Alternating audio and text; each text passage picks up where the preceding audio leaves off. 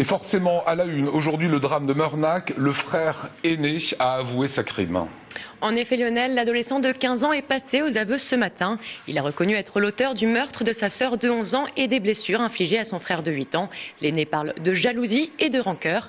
Il admet un acte volontaire et réfléchi, même si le moment de passer à l'acte n'était pas prémédité. Il a été mis en examen il y a à peine 1 heure pour assassinat, ce qui correspond à meurtre avec préméditation. Le parquet de Mulhouse a réclamé un placement en détention immédiat. Voilà, et durant ce journal, nous retrouverons notre correspondance sur place, Anna Brice, devant le palais de justice. Autre actualité, le maire d'Aït-et-Rennes était devant le tribunal administratif, c'était cet après-midi. Et oui, les choses n'ont pas traîné pour avoir refusé d'ouvrir l'école hier matin en guise de protestation contre la réforme des rythmes scolaires. Le maire d'Aït-et-Rennes, Dominique Schmitt, était convoqué à 16h30 au tribunal de Strasbourg. Ses adjoints étaient présents pour le soutenir. La décision sera rendue en début de semaine prochaine. Réaction du maire juste avant son audience. Convocation tribunal, c'est toujours un peu difficile, malgré que c'est, je pense, une petite formalité. Mais bon, j'ai eu la convocation ce matin sur les coups de 10 heures, il fallait s'organiser, quitter le travail, prendre une journée de congé pour être présent à 16h30 aujourd'hui à l'audience. On est toujours un peu mal à l'aise parce que on représente la République, on se retrouve devant le tribunal, on a fait un acte qui vient du fond du cœur et se retrouver sur le banc des accusés comme le pire voleur. Ça fait toujours un peu impressionné. J'ai pas honte de ce que j'ai fait, j'assume complètement. Non, au contraire, ça me réconforte et ça me renforce pour le futur. Le procès des 55 militants de Greenpeace qui s'étaient introduits à Fessenheim a eu lieu ce matin à Colmar.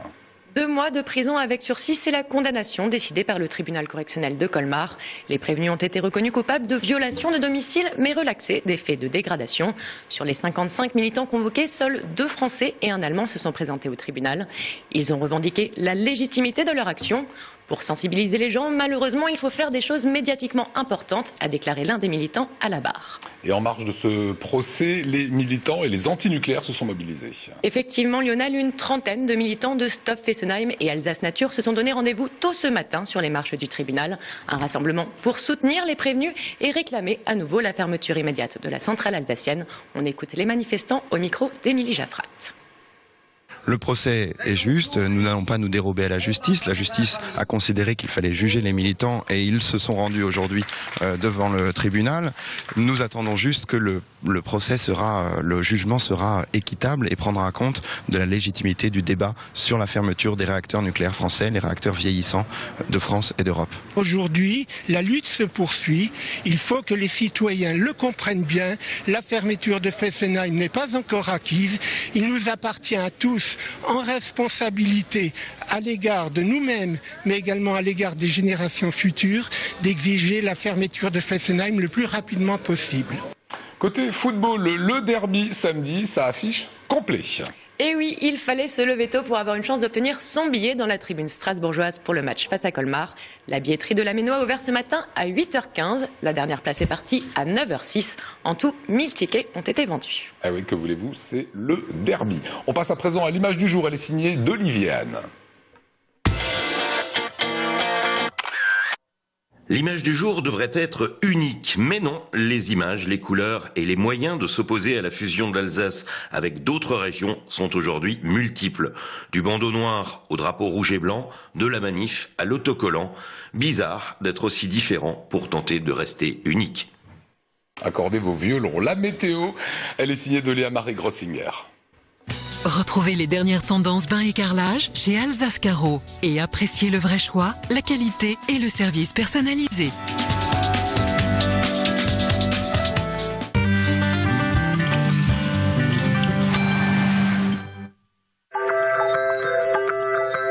Bonsoir à tous, je suis ravie de vous retrouver sur Alsace 20. Du soleil vous en vouliez? Eh bien en voilà, il ne vous reste plus qu'à choisir sur l'ensemble du territoire alsacien, de Wissembourg jusqu'à Altkirch. Côté Mercure, nous aurons un peu plus de chance que ces derniers temps, comptez une minimale de 16 degrés sur l'ensemble du Haut-Rhin, 16 degrés également à Saverne et la maximale sera de 17 degrés à Strasbourg et à Roppenheim.